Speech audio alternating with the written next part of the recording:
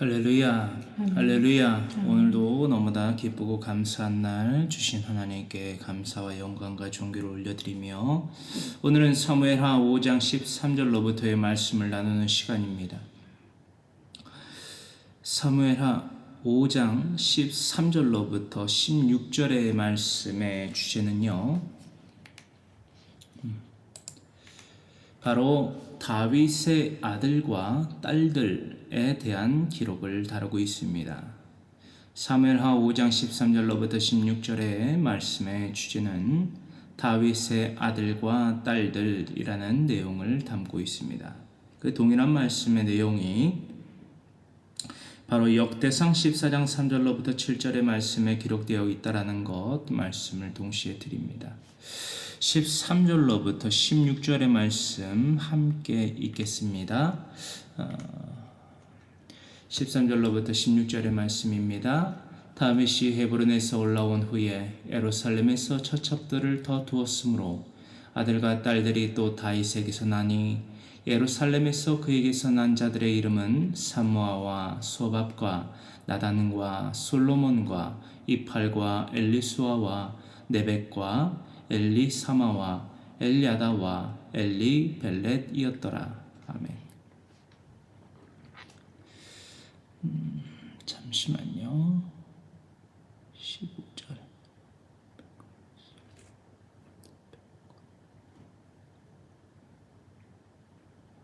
네, 15절의 말씀 여러분들 다 같이 찾으셔서 다시 읽겠습니다. 제가 자막을 작성하다가 이 부분을 틀렸네요. 15절의 말씀 다 피셨습니까? 사무엘하 5장 15절로부터 16절까지 말씀을 다시 읽겠습니다. 이팔과 엘리수아와 네벡과 야비아와 엘리사마와 엘야다와 엘리벨렛이었더라. 아멘. 죄송합니다. 자막을 제가 오류를 냈네요. 그 부분 15절로부터 16절의 말씀 다시 읽었고요. 13절로부터 16절의 말씀의 언어부터 우리가 강론을 통하여 나누겠습니다. 강론은 성경에 기록되어져 있는 역사와 지리와 문화와 언어와 인물을 토대로 하여서 현대의 삶을 살고 있는 오늘날의 우리들에 대하여서까지 그리고 주님 다시 오실 때까지의 사람들에 대하여서까지 전해주는 거예요. 수천 년 전에 있었던 일, 그 현장에 우리가 있어보지 않았기 때문에 성경을 한글로 쓰여져 있고 영어로 써져 있고 독일어로 써져 있고 스페인, 에스파뇰로 써져 있다라고 해서 읽었을 때 그것이 이해가 될까요? 안 될까요? 이해가 되지 않는다라는 거예요. 이해가 되지 아니하는 하나님의 말씀을 어떻게 삶 가운데 이게 실천하여서 하나님께 대한 믿음과 그 사랑과 나아가 내 가족과 친지와 이웃에 대한 사랑을 실천할 수 있겠습니까? 그래서 강론이 필요한 것입니다. 이 강론은요, 우리들의 선택, 취사 선택이 아니라 하나님이 명령하신 모든 사람의 본분이라 우리가 분명히 말씀들을 통하여서 나눠보고 있습니다. 그것은 신명기서 6장 5절로부터의 말씀, 레위기서 19장 15절로부터의 말씀을 토대로 하여 전도서 12장 12절로부터의 말씀에 기록되어 있으며 마태복음 22장 36절로부터 40절에 대하여서까지 온 율법과 선지자의 강령에 대하여서 엔툴레, 그치요? 계명에 대하여서까지 우리가 모두 나눠본 바 이것은 사람인 저의 말이 아니라 의견이 아니라 하나님의 지엄한 명령이다라는 것을 우리는 잊지 말아야만 된다라는 것입니다. 그렇기 때문에 우리가 언어부터 접근하여서 이 성경의 말씀들의 해설을 나누고자 합니다. 13절의 말씀 가운데에 먼저 지도를 참조하시면서 이것들을 나누고자 합니다. 다윗이 헤브론에서 올라온 후에 예루살렘에서 첩첩들을 더 두었다라고 기록이 되어 있습니다. 첩첩은 우리가 나눴다시피 필레게시라고 합니다. 첩이라는 의미가 있고요. 이 필레게시, 첩이라는 의미를 가지는 것은요, 당시에 지위는 분명한 두 번째였지만요, 세속적으로는 정식적인 아내로서 여기던 그런 세속적인 법이었습니다. 세속적 법, 하나님의 법이 아니라. 이것은 일부 다처제에 대한 지극히 파생물에 불과한 것이었다. 또한 죄였다라는 것을 우리는 하나님의 말씀을 통하여서 나누어 보았다라는 것입니다. 14절로 내려옵니다. 예루살렘에서 그에게서 난 자들의 이름은, 자녀의 이름은 삼무아라고 기록되어져 있습니다. 삼무아는 들음이라는 의미를 가지고 있고요. 이것은 시므아와 같은 사람으로 추측되어지고 있습니다. 역대상 3장 5절의 말씀에 기록되어 있는 것을 우리는 또 발췌할 수 있고요. 들음이라는 의미를 가진 삼무아는 시므아, 초성이 또한 같지요. 시므아와 같은 사람으로 추측되고 있습니다. 또한 소밥이라는 자녀를 출산했어요. 소밥은 쇼바브라고 합니다. 쇼바브는 반역적임이라는 의미를 가지고 있고요. 이것은 바로 밧세바에게서 낳은 아들입니다. 역대상 3장 5절과 14장 4절의 말씀에 참조가 되어 있습니다. 또한 나단은 나탄이라는 의미를 가지고 있고요. 선물이라는 의미를 부여하고 있습니다. 이 또한 밧세바에게서 낳은 아들이고요. 이스라엘의 종말론적 사건에 개입한 사람들의 조상으로서 언급되어지고 있습니다. 이것은 스가랴서 12장 12절의 말씀을 참조하시면 되고요. 그리스도의 조상으로서 또한 언급되어져 있습니다. 그리스도의 계보, 조상에 대하여서 기록되어져 있는 누가복음서 그 가운데에서 3장 31절에 뚜렷하게 기록되고 있는 것이 바로 이 나단, 선물이라는 의미를 가진 나탄입니다. 그리고 솔로몬이지요. 솔로몬은 지극히 우리가 많이 지극히 알려져 있고 아시다시피 솔로몬은 쉘로몬이라는 이름이고요. 그 의미는 뭘까요? 평화스러운이라는 의미를 가지고 있습니다. 이것은 누구의 아들입니까? 우리가 지금까지 나눠봤던 쇼바브와 나탄과 더불어서 밧세바의 아들이었다라는 것을 우리는 알고 있습니다. 15절로 내려옵니다. 이 팔은 이브하르라고 합니다. 그가 선택하셨다라는 의미를 가지고 있습니다. 엘리수아는 엘리슈아라고 하여서 하나님은 구원하신다라는 의미를 가지고 있습니다.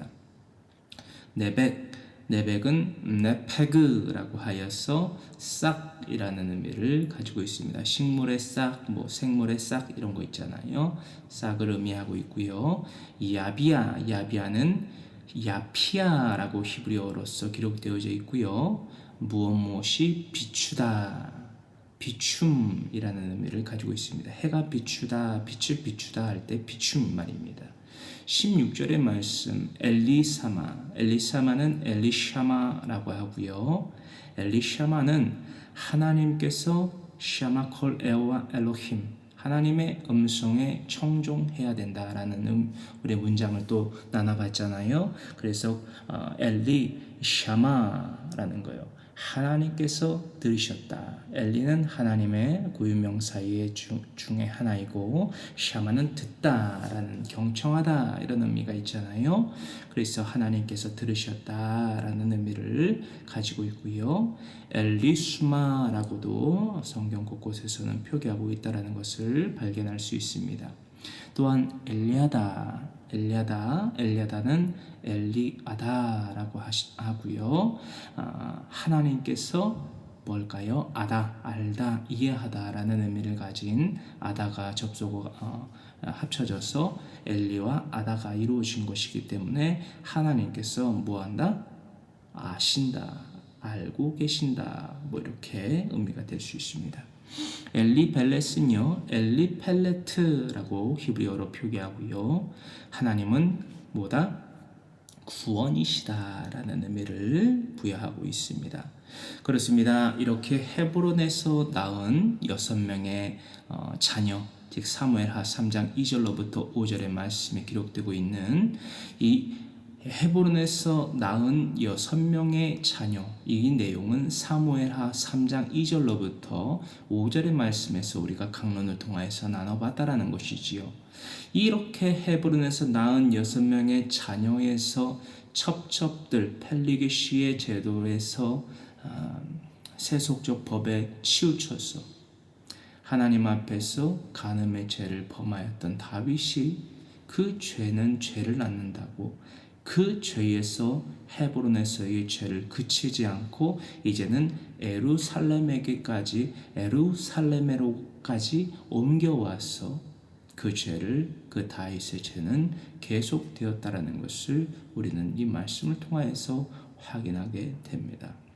이 팔이라는 자녀를 시작으로 엘리 벨렛까지는 마아가의 아들 다말을 누이로 뒀던 그 아들들이었다라는 것을 우리는 또한 알 수 있습니다. 이 팔이라는 자녀부터 엘리 벨렛까지는 마아가의 아들, 즉 다말을 누이로 뒀던 아들들이었다라는 것입니다. 마아가의 아들이었고요. 자, 이 내용, 이 해설에 대하여서 그게 무슨 말이지? 라고 우리가 끝날 것이 아니라 우리는 강론을 하고 있기 때문에 이 부분들을 확인해 봐야만 됩니다. 자, 이 부분들을 확인해 보기 위해서 역대상 3장 6절로부터 9절의 말씀을 살펴보기를 원하는데요. 이 역대상 3장 6절로부터 9절의 말씀과 더불어서 확인해 봐야만 하는 말씀은요. 역대상 14장 6절과 사무엘하 3장 3절의 말씀입니다. 자, 제가 말씀드렸던 이 팔부터 엘리벨레까지는 마아가의 아들 다말이 누이였던 아들들이다라는 해설이 과연 무엇인지 확인해 보고자 합니다. 역대상 3장 6절로부터 9절의 말씀 함께 나눕니다. 또 이 팔가 엘리사마와 엘리벨렛과 노가와 네벡과 야비아와 엘리사마와 엘야다와 엘리벨렛 9사람은 다 다윗의 아들이요 그들의 누이는 다말이며 그 이외에 또 소실의 아들이 있었더라. 아멘. 할렐루야. 그들의 누이는 다 다윗의 아들인 이 6절로부터 8절까지 기록되어 있는 9사람은 다 다윗에게서 난 아들이고 그들의 누이는 다말이라는 여인이었다. 이 외에 또 소실의 아들이 있었다. 죄가 이렇게 풍성하게 넘쳤다. 다윗의 죄가에 대한 확인을 우리는 하고 있다라는 것입니다. 할렐루야.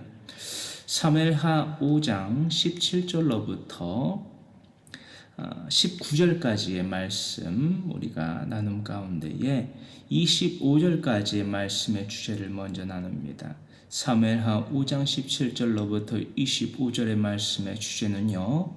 다윗이 블레셋을 쳐서 이기다 라는 주제입니다. 사무엘하 5장 17절로부터 25절의 말씀의 주제 다윗이 블레셋을 쳐서 이기다 라는 주제이고요. 동일한 말씀이 바로 역대상 14장 8절로부터 17절의 말씀에 기록되어 있다라는 것을 확인하게 됩니다. 17절로부터 19절의 말씀 함께 우리가 읽겠습니다. 이스라엘이 다윗에게 기름을 부어 이스라엘 왕으로 삼았다 함을 블레셋 사람들이 듣고 블레셋 사람들이 다윗을 찾으러 다 올라오매 다윗이 듣고 요새로 나가니라. 블레셋 사람들이 이미 이르러 느바임 골짜기에 가득한지라. 다윗이 여호와께 여쭈어 이르되 내가 블레셋 사람에게로 올라가리이까 여호와께서 그들을 내 손에 넘기시겠나이까 하니 여호와께서 다윗에게 말씀하시되 올라가라. 내가 반드시 블레셋 사람을 내 손에 넘기리라 하신지라. 19절의 말씀 다시 읽을까요? 죄송합니다. 제가 왜 이렇게 빠뜨려 먹은 게 많을까요? 다윗이 여호와께 여쭈어 이르되 내가 블레셋 사람에게로 올라가리까 여호와께서 그들을 내 손에 넘기시겠나이까 하니 여호와께서 다윗에게 말씀하시되 올라가라 내가 반드시 블레셋 사람을 내 손에 넘기리라 하시니라. 아멘. 18절의 말씀 가운데에 르바임 골짜기는요 바로 에메크와 라파의 합성어입니다. 에메크 라파. 에메크는 아시다시피 골짜기라는 의미를 가지고 있고요. 라파는 르바임이라는 의미를 더하고 있습니다. 르바임이 뭘까요? 르바임 족속, 르바임 거인들을 의미합니다. 거인 족속들. 이것에 대해서 우리가 창세기서부터 알아본 바가 있기 때문에 창세기서의 말씀을 참조하시면서 그렇습니다. 17절로부터 19절의 말씀에 대한 해설을 나눕니다. 그렇습니다. 얼마 전까지만 하더라도 자신의 밑에 두고 살던 다윗이라는 인물이 유다와 이스라엘의 통합 왕이 되었다고 하는 소식을 들었던 블레셋인들. 이 소식이 블레셋인들에겐 얼마나 황당한 소식이 아닐 수 없었겠느냐라는 거예요. 더불어 이 블레셋 사람들은요 분명 다윗에게로 올라가서 무엇을 목적으로 올라갔을까요?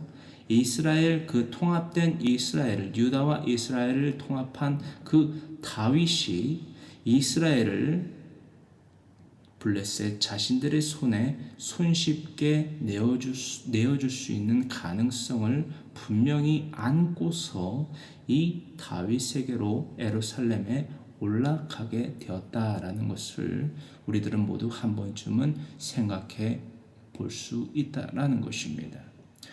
그것을 우리가 추측할 수 있는 말씀이 분명히 우리는 있다라는 것을 확인했고 강론을 통하여서 또한 나누어 봤다라는 것입니다. 사무엘상 27장 1절로부터 2절과 12절로부터 13절의 말씀을 통하여서 그것을 다시금 발췌해내게 됐는데요.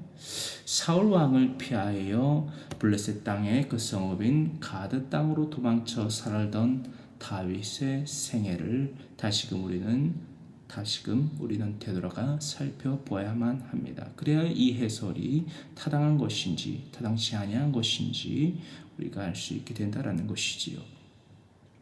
우리는 지난해 나눠봤던 사무엘상 27장 강론 가운데에 1절로부터 13절의 말씀의 일부들을 이렇게 나눠보게 됩니다. 1절부터 13절의 말씀, 4구절의 말씀을 함께 읽습니다. 다윗이 그 마음에 생각하기를 내가 후일에는 사울의 손에 붙잡히리니 블레셋 사람들의 땅으로 피하여 들어가는 것이 좋으리로다. 사울이 이스라엘 온 영토 내에서 다시 나를 찾다가 단념하리니 내가 그의 손에서 벗어나리라 하고 다윗이 일어나 함께 있는 사람 600명과 더불어 가드왕 마옥의 아들 아기스에게로 건너가니라. 다윗이 이 말을 그의 마음에 두고 가드왕 아기스를 심히 두려워하여 그들 앞에서 그의 행동을 변하여 미친 채 하고 대문짝에 그적거리며 침을 수염에 흘리매. 아멘. 이래서 자신의 목숨을 부지했던 다윗이었기 때문에 나아가 사무엘상 28장 1절로부터 2절의 말씀에 이 사건을 통하여서 적어도 가드왕 아기스는 다윗이라는 인물을 자신의 충신으로 생각하였다라는 것을 우리는 사무엘상 28장의 강론을 통하여서 확인해 본 바가 있기 때문에 블레셋 사람들이 예루살렘으로 올라와 통합 왕이 된 이스라엘과 유다의 왕이 된 다윗에게 무엇을 요구할 것인지에 대한 추측을 분명히 할 수 있게 된다라는 것입니다. 사무엘상 28장 1절로부터 2절의 말씀 함께 읽겠습니다. 그때에 블레셋 사람들이 이스라엘과 싸우려고 군대를 모집한지라. 아기스가 다윗에게 이르되 너는 밝히 알라. 너와 네 사람들이 나와 함께 나가서 군대에 참가할 것이니라.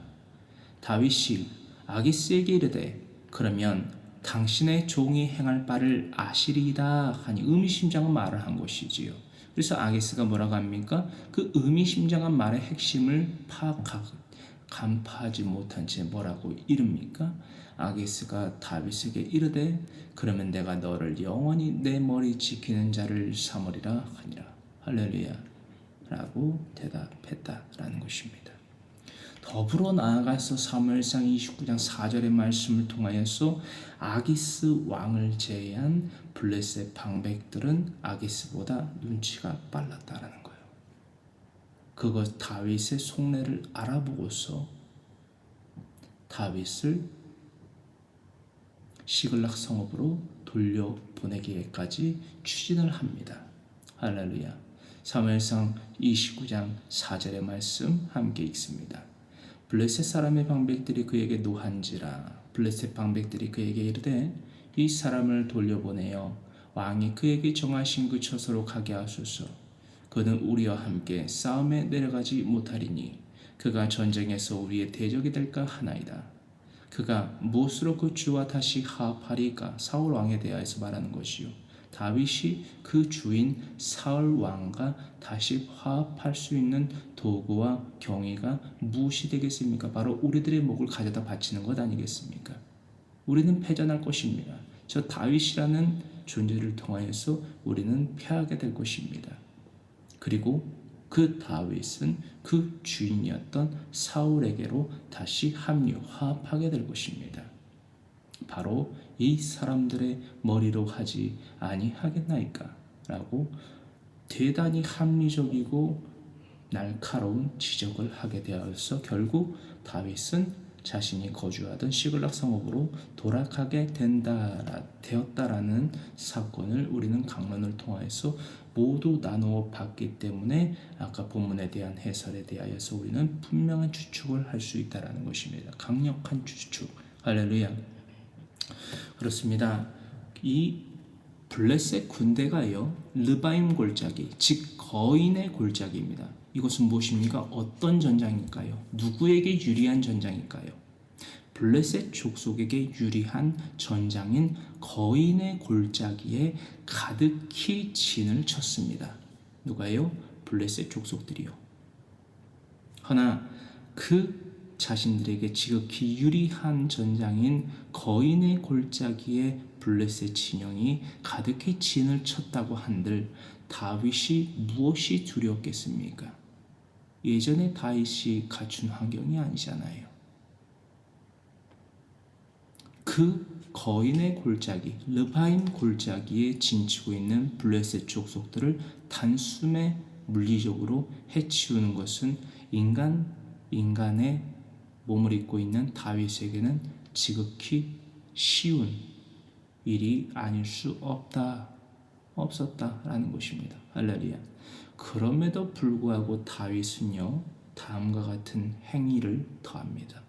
하나님께 이 거인의 골짜기에 진을 치고 있는 블레셋 군대에게 나아가, 즉 전장에 나아가 그들과 전투를 하는지 하지 말아야 되는지에 대한 여부에 대하여 하나님께 물어 여쭈었다라는 것입니다. 할렐루야. 이것을 우리는 배워야 돼요. 항상 하나님의 말씀 성경 66권에 입각하여서 하나님의 말씀 성경 66권을 내 자녀와 친자 이웃에게 가르쳐 지키며 행해야만 하는 이유와 목적이, 그 기능이 바로 이곳에 담겨져 있다라는 것입니다. 할렐루야. 사무엘하 5장 20절로부터 21절의 말씀 다 같이 함께 읽겠습니다.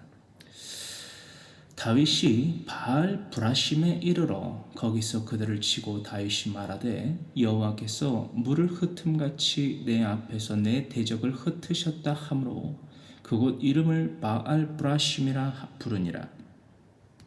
거기서 블레셋 사람들이 그들의 우상을 버렸으므로 다윗과 그의 부하들이 치우니라. 아멘.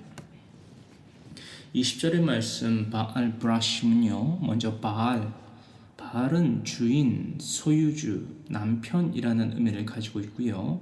그 뒤에 붙여지는 페레츠, 브라심을 가리키고 있는 페레츠는요, 터져나옴, 균열, 파열시킴이라는 의미를 가지고 있습니다. 그래서 바알 페레츠는요, 이방신 바알을, 그렇죠? 파열시킨다, 부셔버린다라는 의미를, 흩어버린다라는 의미를 가지고 있습니다. 가장 먼저 이방신 바알은요, 그들에게 있어서 비를 내리는 우상신 혹은 전쟁의 신으로 알려져 있고요. 가뭄이 들었거나 자신들이 치룬 전쟁에서 자신들이 패하였을 때는요, 이 자신들이 우상신으로 섬기고 있는 바알 신이 다른 신에게 포로로 잡혔거나 잡혀 죽임을 당했다라고 인식하며 숭배하는 신이었다라는 것입니다. 이 말 자체가 너무 허무맹랑하지요. 말할 것도 없는 것이요. 여러분, 신은 인간이 가지고 있는 유한한 능력을 뛰어넘는 무한한 능력을 가진 존재가 신입니다. 할렐루야. 우리들의 부모와 우리들의 배우자와 우리들의 자녀와 우리들의 친지와 이웃은 유한한 능력을 가진 피조물에 불과합니다. 그들을 우상으로 삼지 마십시오.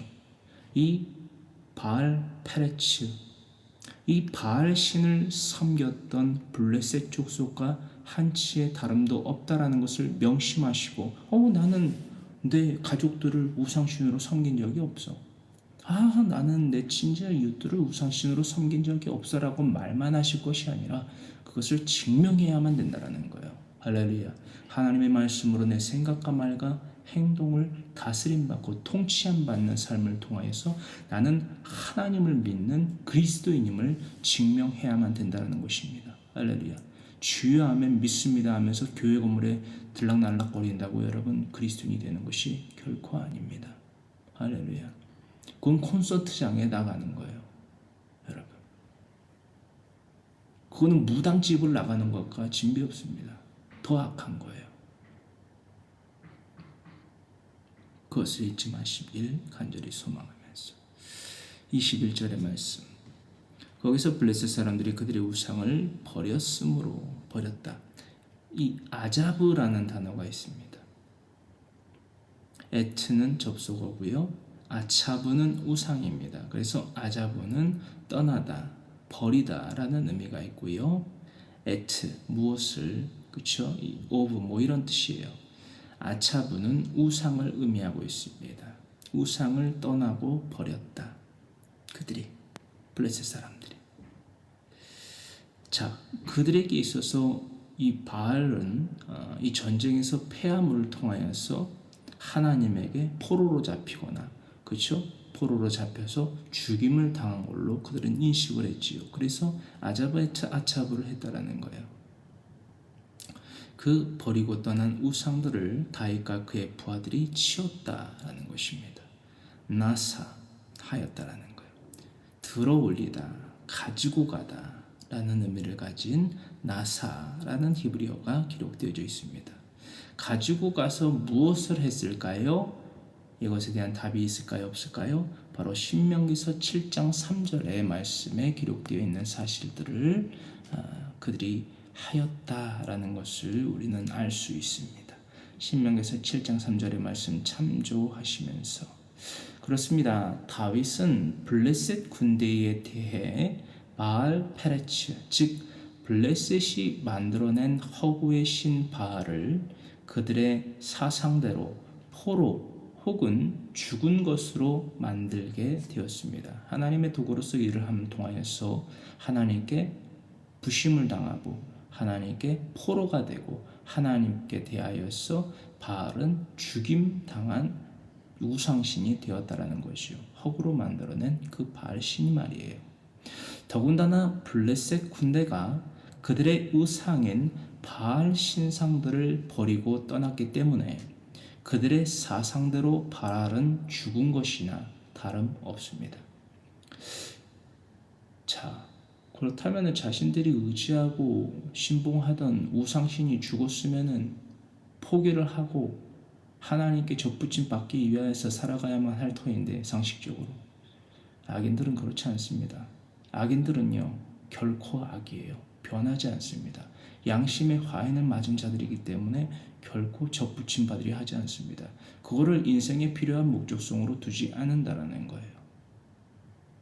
세계를 돌아다니며 정말 이러한 악인들을 정말 많이 봅니다. 자신들의 잘못에 대하여서 제가 자각하게 하고 뉘우치게 하고 용서를 구하게 하여서 사과를 받아내어도 그것이 궁여지책으로서 자신의 목숨을 부지하거나 자신의 위태로운 상황을 잠깐 모면하기 위하여서 거짓된 말로, 거짓된 행동으로 짐짓 다시금 죄의 죄를 거듭하는 자들을 많이 보게 됩니다. 하지만 저희 부부는 지치지 않습니다. 계속해서 죄에 대하여 사람들에게 뉘우치게 하고 그 삶을 고치게 하는, 복음을 전파하는 삶, 또한 정의를 실현하는 삶을 계속해서 살아가도록 하겠습니다. 자, 여러분, 그렇다면 과연 블레셋 군대는 왜 바알 신상을 전장에 가지고 나왔을까요? 왜? 평소엔 그들도 그렇게 분명히 했을 거예요. 허나 언제, 어떤 시점, 어떤 사건을 계기로, 특히 이것을 구체적으로 말씀드리면 성경 어느 부분에서, 어느 권서, 어느 장, 어느 절에서 이들이, 블레셋 사람들이 군사의 전쟁 가운데에서 그 전장에 자신의 우상신상인 바알 신상을 가지고 나오게 되었을까? 그 처음이 언제쯤이었을까? 충분히 유추할 수 있을까요? 없을까요? 있다라는 거예요. 확인할 수 있을까요? 없을까요? 있다라는 거예요. 바로 사무엘상 4장 3절로부터 8절의 말씀입니다. 여러분, 언약궤를 빼앗겼던 엘리의 두 아들 홈니와 비느하스 사건을 기억하십니까? 사무엘상 4장 3절로부터 8절의 말씀 다 같이 함께 읽겠습니다. 여호와의 언약궤가 진영에 들어올 때에 온 이스라엘이 큰 소리로 외침에 땅에 울린지라. 블레셋 사람이 그 외치는 소리를 듣고 이르되 히브리 진영에서 큰 소리로 외침은 어찌 됨이냐 하다가 여호와의 궤가 진영에 들어온 줄을 깨달은지라. 블레셋 사람이 두려워하여 이르되 신이 진영에 이르렀도다 하고 또 이르되 우리에게 화로다. 전날에는 이런 일이 없었도다. 우리에게 화로다. 누가 우리를 이 능한 신들의 손에서 건지리요. 그들은 광야에서 여러 가지 재앙으로 애굽인을 친 신들이니라. 할렐루야. 바로 이 사무엘상 4장 3절로부터 기록되어 있는 말씀의 전후로, 아무리 적어도 이 전후로, 후에 이루어질 가능성이 지극히 높지요. 할렐루야. 이 사무엘상 4장의 말씀을 쭉 우리가 강론을 통해서 나눠봤기 때문에 우리가 분명히 살펴봤던 것은 이들은 이때 당시만 해도 전장에 자신의 우상신인 바알을 가지고 나왔다라는 사실들이 기록되어 있지 않다라는 것을 확인하게 됩니다. 적어도 이 당대에 살던 블레셋인들은 말이에요. 그렇습니다. 본문 가운데의 이 르바임, 즉 거인 골짜기에서의 전투는요, 이스라엘과 블레셋 그 민족 간의 전투가 아닌, 즉 하나님과 바알이라는 헛된 우상신의 전쟁이라고 봐도 무방한 것이었습니다. 할렐루야.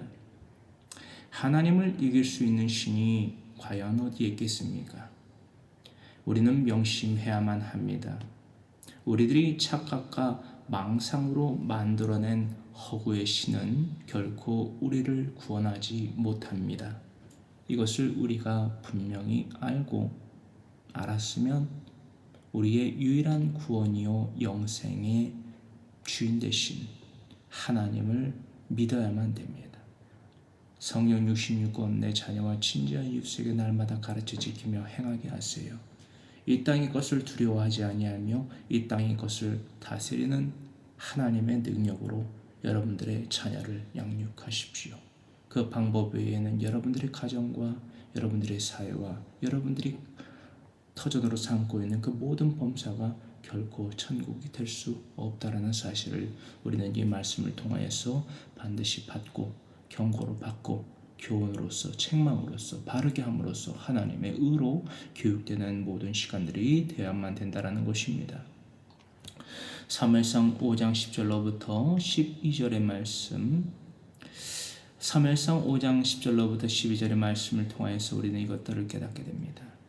블레셋인에게는요, 하나님의 궤가 재앙이었듯이, 할렐루야, 우리에게도 동일하다라는 말씀을 경고로서 드립니다. 하나님의 궤가 블레셋인들에게 갔을 때 그 하나님의 궤는 블레셋인들에게 축복이 아닌 재앙이 되었습니다. 하나님의 말씀 성령 66권을 우리가 손에 쥐고 있음에도 불구하고 그 말씀 그대로 지켜 행하며 살아가지 아니한다면 하나님의 말씀 성령 66권은 우리에게 죽음이요 저주요 영원히 끝나지 아니하는 심판이 된다라는 사실입니다. 할렐루야. 삶의 우선순위를 분명히 정하여 살아가야만 되는 목적성을 분명히 필히 가지시길 바라면서 사무엘상 5장 10절로부터 12절의 말씀 함께 읽겠습니다. 이에 그들이 하나님의 궤를 에그론으로 보내니라. 하나님의 궤가 에그론에 이른즉 에그론 사람이 부르짖어 이르되 그들이 이스라엘 신의 궤를 우리에게로 가져다가 우리와 우리 백성을 죽이려 한다 하고 이에 사람을 보내어 블레셋 모든 방백을 모으고 이르되 이스라엘 신의 궤를 보내어 그 있던 곳으로 돌아가게 하고 우리와 우리 백성이 죽임당함을 면하게 하자니 이는 온 성읍이 사망의 환난을 당함이라.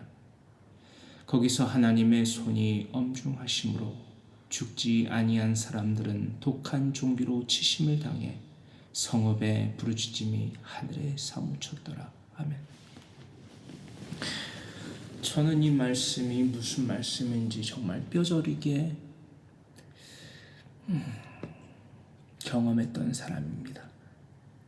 하나님을 주여 하면 믿습니다 라고 하면서 새벽에 별을 보고 나가서 밤에 달을 보고 들어왔던 사람입니다. 그 삶을 무려 5살부터 살았던 사람입니다. 허나 우리들의 가정의 삶은 날마다 피폐했어요. 날마다 생지옥 그 자체였어요. 알코올 중독자인 아버지, 그저 열심히 교회에 가서 헌금 수전을 하고 헌금 주머니를 돌리면 그것을 받아서 봉사하는 여선교회 봉사를 너무 오랫도록 하셨거든요. 나이를 먹으셨음에도 불구하고 봉사할 사람이 없다라고 해서 교회에서 연락이 와서 여선교회에서 어머니는 그 나이 드신 몸을 이끌고 봉사할 사람이 없다니까, 헌금 수전할 사람이 없다니까 나가시는 거예요. 저는 저대로 5살 때부터 어머니 손을 붙잡고 나아가서 그것을 시작으로서 계속해서 성가되며 봉사되며 그렇게 열심으로 교회 건물에 나갔어요. 허나 하나님을 알지 못했어요. 하나님이 누구이신지조차 알지 못했어요. 여러분, 하나님을 알지 못하는데 하물며 하나님을 어찌 믿겠습니까? 그저 주여 하면 믿습니다. 그러면 그게 하나님 믿는 거라 부모님에게 배웠어요. 여러분, 알코올 중독자인 아버지에게 무엇을 배우겠습니까? 알코올 중독자였던 아버지마저도 어머니가 육체적인 열심을 통하여서 남선교회에서 드럼으로 봉사를 하게 하셨어요. 허나 그것이 믿음입니까? 여러분, 우리는 정신을 차려야 됩니다. 우리들의 삶이 지옥이 되는 것은요, 그리 어렵지 않아요. 하나님의 말씀 성경 66권을 내 자녀와 친자 이웃에게 가르쳐 지키며 행하지 아니한다면 그곳이 바로 생지옥이 됩니다. 나는 행복해요. 나는 내 삶에 만족해요. 그 인간, 그 사람의 본분을 하나님의 말씀 성경 66권을 가르쳐 지키며 행하지 아니하면서도 이 말을 내뱉는 자들이 있습니다. 저는 법 없이도 살 수 있어요. 제가 저에게 24시간만 그 사람의 삶을 감찰할 수 있는 권한을 저한테 주신다면요, 24시간 만에 그 사람이 무슨 범법자인지, 가장 먼저 위로부터 하나님에 대하여서를 시작으로 이 땅에 세속에 있는 법에 대하여서까지도 무엇이 그가 접촉된, 그 법에 접촉되는 자인지, 제가 불법을 행하는 자인지 밝혀낼 수 있습니다. 어렵지 않아요. 너무 저한테는 쉬운 문제입니다. 제 앞에서 그렇게 말했던 사람들 치고 발각이 안 된 사람 없습니다. 제가 그 사람의 상태에 따라서 그 사람에게 그것을 권하지 않거나 알려 상세히 알리지 않았던 것 뿐이지, 한 사람도 잡혀내지 못한 사람이 없어요. 명심하시기 바랍니다. 그렇습니다. 하나님의 손은 엄중하다라는 거예요. 11절 하반절의 말씀에 거기서 하나님의 손이 엄중하심으로, 하나님의 손은 무엇이다고요? 엄중하시다라는 거예요.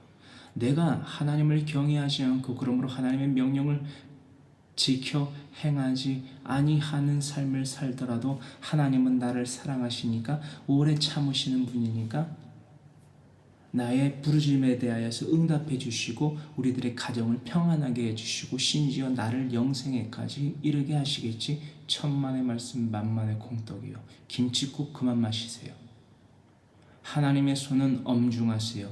우리들의 삶이 블레셋 민족과 같이 우상 숭배의 삶, 야시아의 삶을 살아가 샤우의 삶을 살아가는데 무슨 여러분 그런 김칫국을, 세상에 그런 김칫국을 어디서 그렇게 겁도 없이 먹고 있느냐라는 거예요.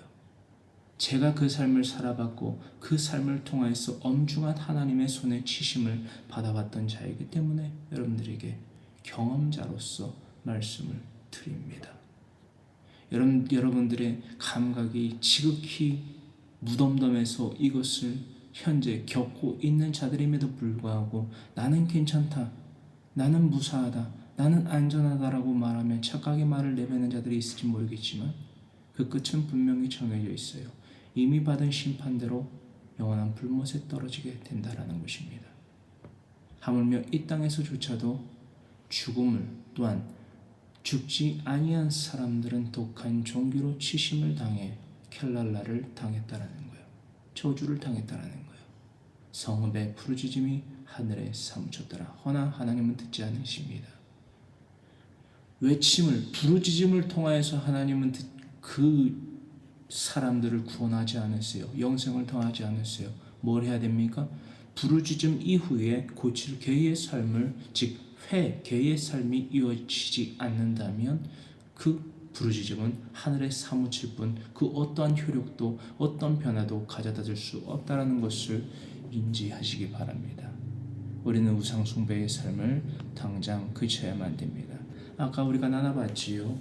사무엘상 7장 3절로부터 5절의 말씀을 통하여서 다윗과 그의 부하들이 그 우상신인 바알을 숭배하던 그 블레셋 족속들이 버리고 간 우상신, 그 바알 우상신을 가지고 가서 뭘 했을까? 바로 신명기서 7장 3절로부터 5절에 명백한 하나님의 명령을 지켜 행했다라는 것을 우리는 강력히 알 수 있다라는 거예요. 할렐루야. 여러분, 지상과 내세의 천국을 누리기를 정말 원하십니까? 여러분들의 가정이 하나님의 사랑으로, 하나님의 지혜로서 풍만하게 넘치기를 바라십니까? 정말 진심으로 원하십니까? 우상 숭배의 삶을 그치고 사람의 본분을 다하십시오. 그 길 위에는 여러분들의 가정과 영원한 내세가 천국을 누릴 수 없습니다. 할렐루야. 신명기서 7장 3절로부터 5절의 말씀 함께 읽습니다. 또 그들과 혼인하지도 말지니 내 딸을 그들의 아내에게 주지 말 것이요 그들의 딸도 내 며느리로 삼지 말 것은 그가 내 아들을 유혹하여 그가 여호와를 떠나고 다른 신들을 섬기게 하므로 여호와께서 너희에게 진노하사 갑자기 너희를 멸하실 것임이니라. 오직 너희가 그들에게 행할 것은 이러하니 그들의 제단을 헐며 주상을 깨뜨리며 아세라 목상을 찍으며 조각한 우상을 불사를 것이니라. 아멘. 5절의 말씀 보이십니까? 다윗과 그의 부하들이 바알 신상을 가지고 가서 뭘 했겠느냐라는 거예요. 바로 5절의 말씀을 행했다라는 거예요. 그 목적은 뭡니까? 3절로부터 4절의 말씀에 기록되어져 있습니다. 하나님을 믿지 아니하는, 즉 사람의 본분을 행하지 아니하는 우상 숭배자들과는 혼인하지도 말아야만 된다라는 겁니다. 저는 이런 질문들을 어렵지 않게 또한 빈번하게 받아왔으며 또한 받고 있습니다. 내가 결혼하려고 하는 배우자의 대상이 될 예비 신랑 혹은 신부가 하나님을 믿지 아니하는 불교에 속한 자입니다. 가톨릭에 속한 자입니다. 심지어는 저는 실제로 구원파를 다니는 사람을 남편으로 두게 생겼다. 파혼을 해야 되느냐? 그걸 뭐라 그러죠? 결혼 전에 하는 거? 응? 약혼. 약혼자가 알고 보니까는 알고 보니까 이단 가운데에서도 구원파인 것을 알게 되었다. 그전에는 내색을 안 했는데 약혼을 하고 난 이후에 결혼을 앞두고 있는 상황에서 같이 좋은 데가 있으니 나가보자. 하나님에 대해서 갑자기 이야기를 하기 시작했다. 이러는 거예요. 그래서 여기 자초지종을 들어보니까 이단이었다라는 거죠. 그래서 묻는 겁니다. 이 결혼을 진행을 해야 됩니까? 물려야 되는 겁니까? 제가 처음에는 물려야 되는 겁니다. 물려야 되는 겁니다. 라고 이야기를 했습니다. 그리고 같은 부류의 질문들에 대해서 내가 주의 종으로서, 목사로서 어떻게 답변을 해줘야 되는가 성경을 연구하기 시작했습니다.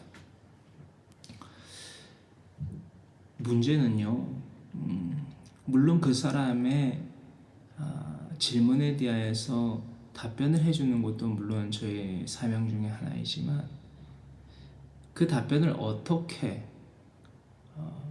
어디에다 중점을 맞춰서 그 답변을 해줘야만 되는지가 또한 너무나 중요하다는 것이죠. 이 말씀인즉슨 내 남편이 될 대상자가 이단이다 아니다를 논하기 이전에 그것을 발견하고 그 질문을 더하는 그 자신조차가 하나님을 경외하며 하나님의 명령을 지켜 행하는 사람의 본분을 행하는 교회인가 아닌가를 먼저 논해야만 된다는 것입니다. 할렐루야. 이 얘기와 더불어서 하나님을 믿는다라고 말하는 자칭타칭 그리스도인들의 부부 사이 가운데에서도 이혼의 문제가 제기되고 있다는 것을 우리는 어렵지 않게 주의 이웃에서 보게 됩니다. 이것은 제가 영상으로도 제작해서 필요한 교회 채널에 올려놨기 때문에 그것을 참조하시면 됩니다. 내가 먼저 교회가 되지 아니함 가운데에 내 배우자가 이혼의 대상이 돼도 되느냐 안 되느냐 이거를 논하는 것은 지극히 무지에서 나오는 죄악이라 할 수 있다라는 거예요. 할렐루야.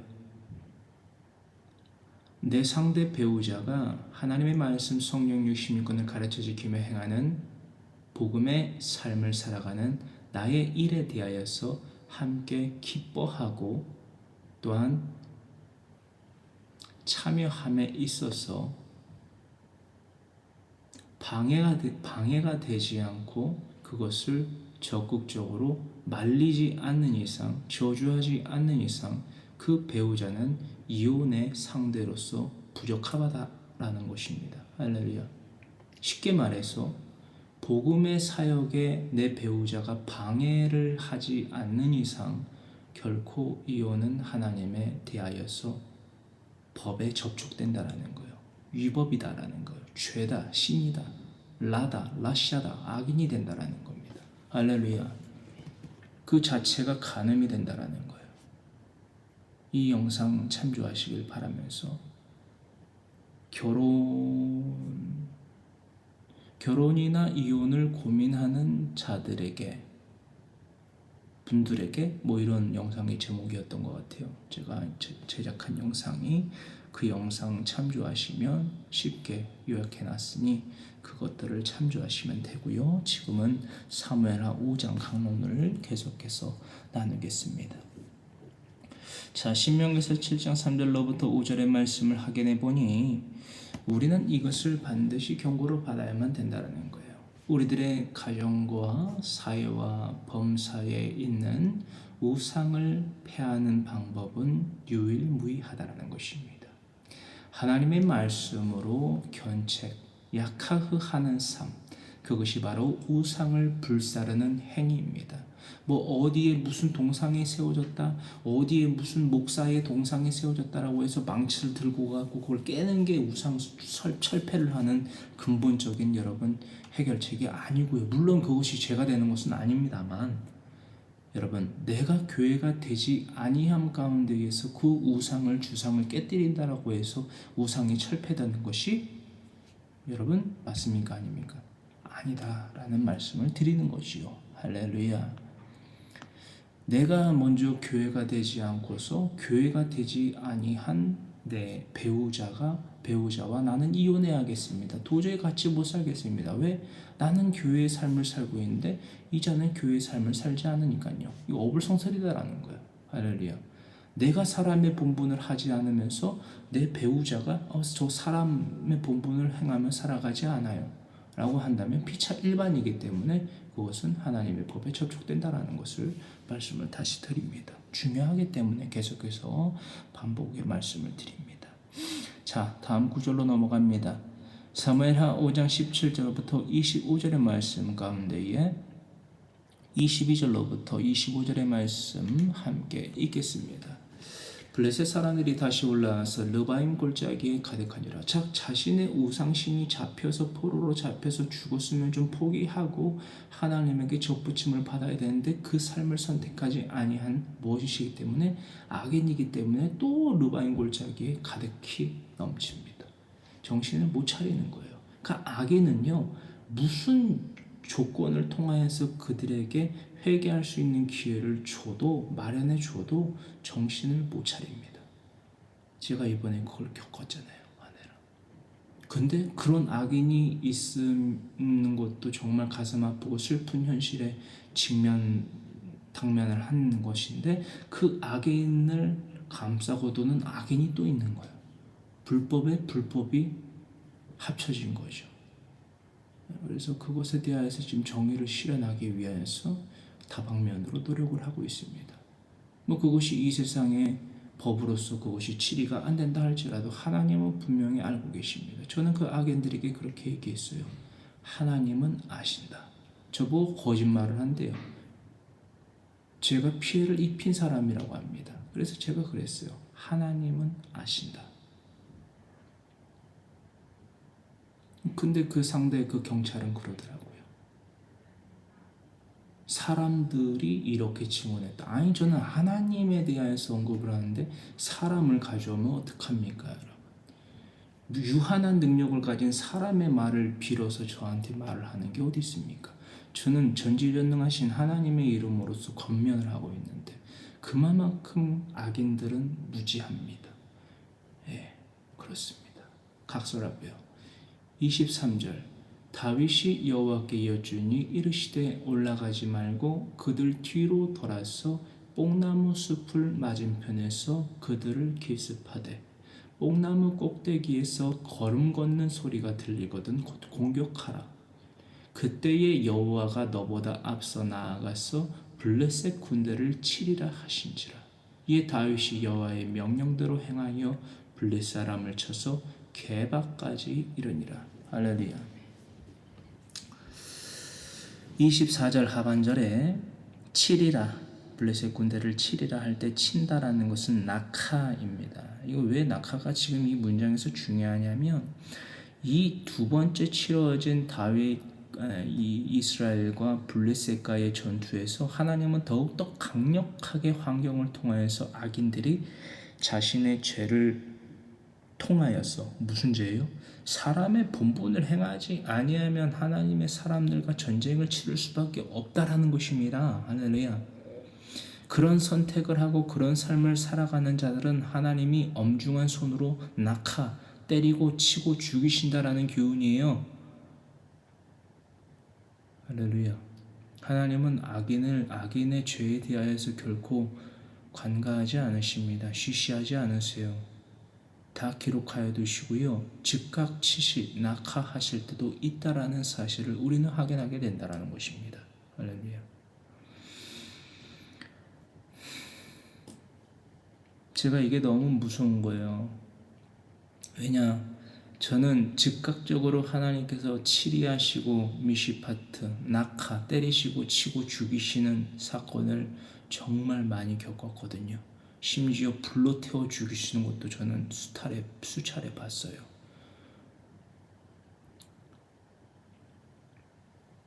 하나님의 엄중한 손을 통하여서 치시는, 낙하하시는 사건을 지극히 많이 겪었던 사람이기 때문에 너무 무섭다는 거예요. 상상을 초월하리만치 무섭다는 겁니다. 25절 게바는 구릉을 의미합니다. 구릉. 기브와 북동쪽에, 이게 잠깐만요. 게바, 게셀, 르바임 골짜기 지도를 참조하시면서 또한 오른쪽 위편에 기록되어져 있는 또 지도를, 작은 지도를 참조하시면서 게바는 구름을 의미합니다. 위치적으로는 기브아로부터 북동쪽 베냐민 지파의 처음 성읍으로서 받았으나 이것을 훗날 레위 자손의 성읍으로서 다시금 2차적으로 받게 된 성읍이지요. 여호수아서 18장 21절로부터 말씀, 여호수아서 18장 21절로부터의 말씀, 역대상 6장 60절의 말씀 참조하시면 되고요. 자, 요나단의 생전에 요나단이 생전에 이 기브아에 바로 이곳에서 기브아의 주둔에 있던 블레셋 수비대들을 죽인 사건이 있었지요. 이건 어느 사건이지요? 어디에 기록되어 있지요? 사무엘상 13장 3절에 기록되어 있습니다. 이것이 바로 기브아의 주둔에 있던 블레셋 수비대들을 죽인 요나단이 생전에 있었던 사건이 바로 기록되어 있다는 것을 우리는 알아봤고요. 또한 유다 왕국에서 최북단, 오늘날의 제바로서 추정되는 곳입니다. 그 또한 참조하시면 좋겠고요. 또한 게셀은 게제르라고 합니다. 그 의미는 목 그리고 운명이라는 의미를 가지고 있어요. 할당된 목 할 때 목 있잖아요. 사람 목 말고 닭목 말고요. 닭목이 참 맛있는데 그 목이 아니에요. 네, 목 그리고 운명이라는 의미를 가지고 있고요. 이것은 가나안의 왕도 중 하나입니다. 여호수아서 12장 12절의 말씀을 참조하시고요. 후에 이 게세를 통하여서, 이 게제르를 통하여서 솔로몬은 이 게세를 요새로 삼기까지에 이릅니다.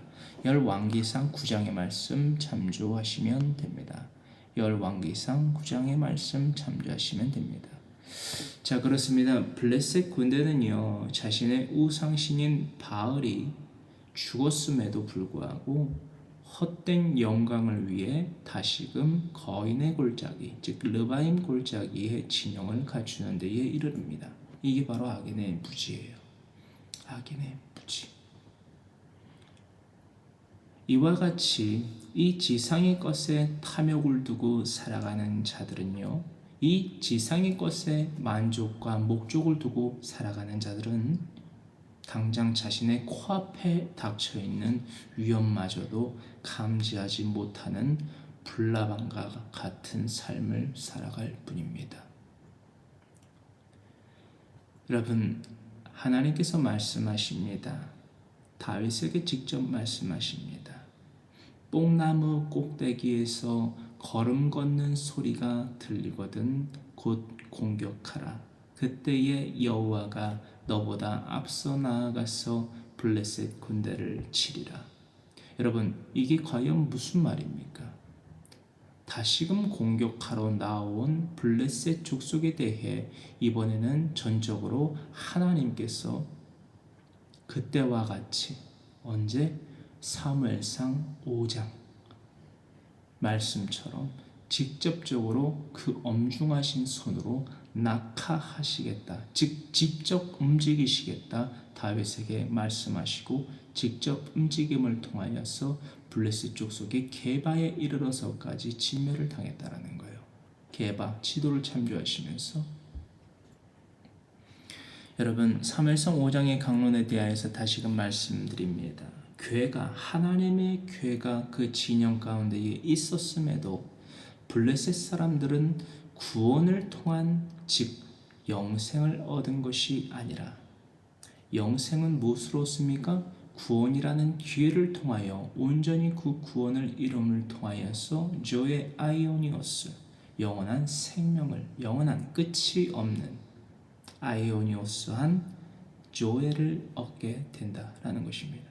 허나 하나님의 교회가 그 자신들의 터전 가운데에, 블레셋 사람들의 터전 가운데에 옮겨져 왔음에도 불구하고 하나님의 그 영생을 받을 수 있는 기회인 구원을 통한 영생을 얻게 된 것이 아니라 죽음 가운데에 영원한 멸절을 맞이했다라는 것입니다.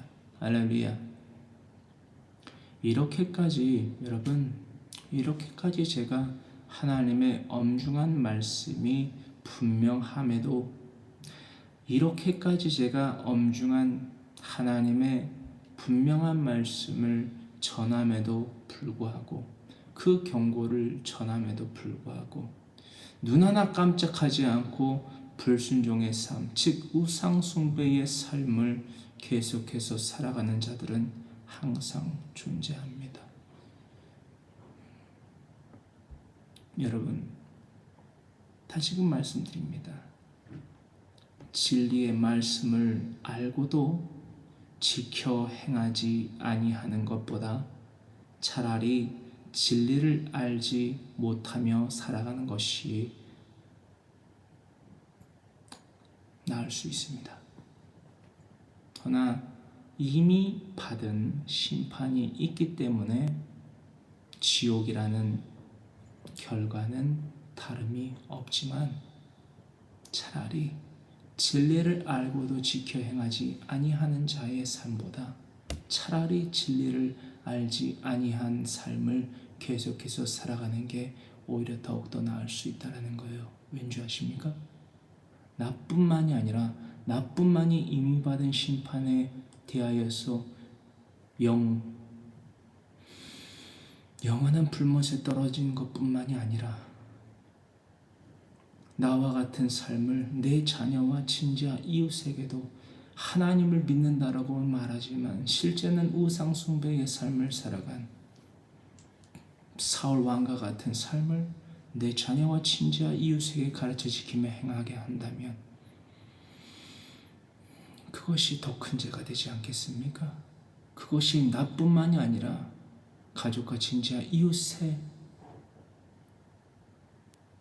대하여서까지 피해를 입히는 것이 아니겠느냐라는 거예요. 결과는 다름이 없습니다. 베드로후서 2장 20절의 말씀입니다. 베드로후서 2장 20절로부터 22절의 말씀을 통하여서 더불어 나아가 요한복음 3장 15절로부터 21절의 말씀을 참조하십시오. 이미 받은 심판이 있습니다. 내가 이 삶을 살아가는 가운데에서 내 생각으로 말로 행동으로 죄를 안 지으면 되지, 나는 법 없이도 살아갈 사람이니까, 이런 말 마세요. 이미 받은 심판이 있습니다. 할렐루야. 내가 어떤 말과 어떤 생각과 어떤 행동을 한다 할지라도 내가 그 생각과 말과 행동을 하는 이 존재 자체가 여러분 증거예요. 어떤 증거? 하와의 태에서 난 모든 자라는 것에 대한 증거입니다. 허나 하와의 태는요, 저주받음을 통하여서 영원한 영생에서 영원한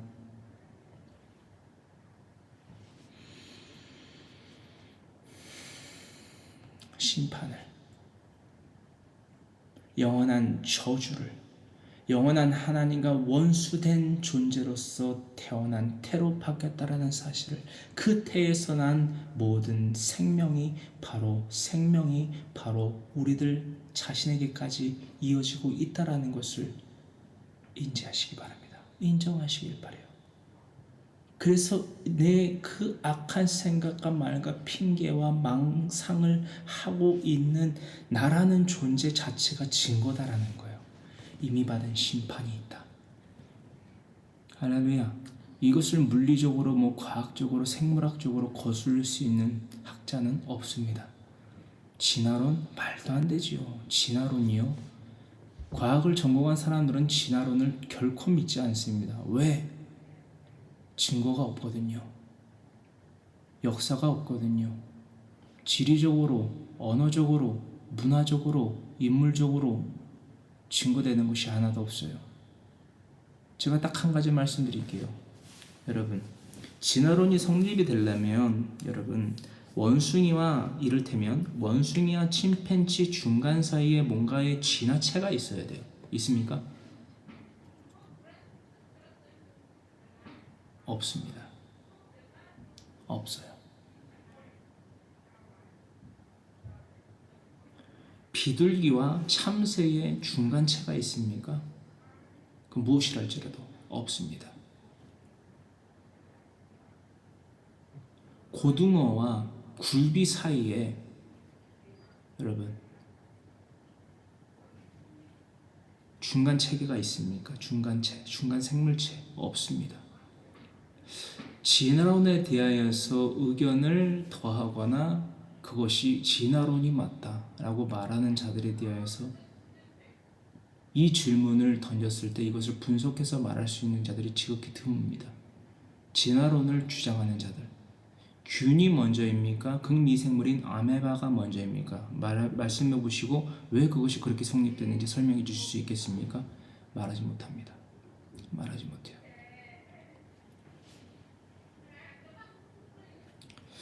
베드로후서 2장 20절로부터 22절의 말씀, 우리는 부디 이 말씀을 통하여서 진리를 알고 행하여 하나님께 대한 그 믿음과 사랑, 또한 내 이웃에 대한 그 사랑을 날마다 증명하는 사람의 본분을 다하며 살아가는 그리스도인 되겠다고, 이 말씀 자체가 우리가 하나님께 드리는 서원이요 실천이 되기를 간절히 소망하면서 베드로후서 2장 20절로부터 22절의 말씀을 함께 읽습니다.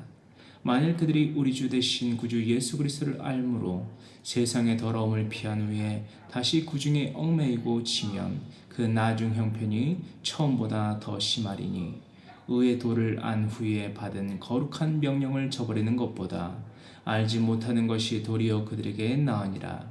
참된 속담에 이르기를 개가 그 토하였던 것에 돌아가고 돼지가 씻었다가 더러운 구덩이에 도로 누웠다 하는 말이 그들에게 응하였도다. 아멘. 이 특히나 22절의 말씀, 이 참된 속담에 이르기를 개가 그 토하였던 것에 돌아가고 돼지가 씻었다가 더러운 구덩이에 도로 누웠다 하는 말은요, 본디 잠언서 26장 11절의 말씀에 기록되어 있는 속담입니다. 잠언서 26장 11절의 말씀을 참조하시면서 부디 베드로후서 2장 20절로부터 22절의 말씀을 통하여서 진리를 알매도 불구하고, 의의 도를 알매도 불구하고 그 받은 명령, 거룩한 명령, 하나님을 경외하며 하나님의 명령을 지켜 행하는 삶을 저버리는 것보다 차라리 알지 못하는 것이 도리어 우리에게 낫다라는 거예요. 할렐루야. 다시금 돌이켜 죄악의 삶을 되풀이하지 마십시오. 하나님을 믿는다라고 말하면 믿겠다 말했지만 다시금 돌이켜 옛사람으로 돌아가지 마십시오. 처음보다 더욱더 악한 생지옥이 여러분들에게 펼쳐질 뿐입니다. 그리고 이미 정해진, 이미 받은 심판대로 영원한 불못에 떨어질 따름입니다. 여러분들이 듣기 싫어도요, 저는 해야만 하는 진리의 말씀을 전하는 하나님의 종임을 인지하시고 여러분들이 각자 선택하십시오. 그리고 선택한 그 삶을 살아가십시오. 선택한 그 삶이, 살아가는 그 삶이 우상숭배의 삶이 아닌 그리스도인의 삶이 되기를 간절히 권하며 강권하며, 이 시간 거룩한 주님의 성호 세 번 부르짖고, 하나님, 내가 거룩한 그리스도인의 삶을 살아가겠다고 거룩하신 주님의 성호 세 번 부르짖고 간절히 기도합니다. 주여, 주여, 주여. 살아 역사하신 주님, 너무나도 고맙고 감사합니다.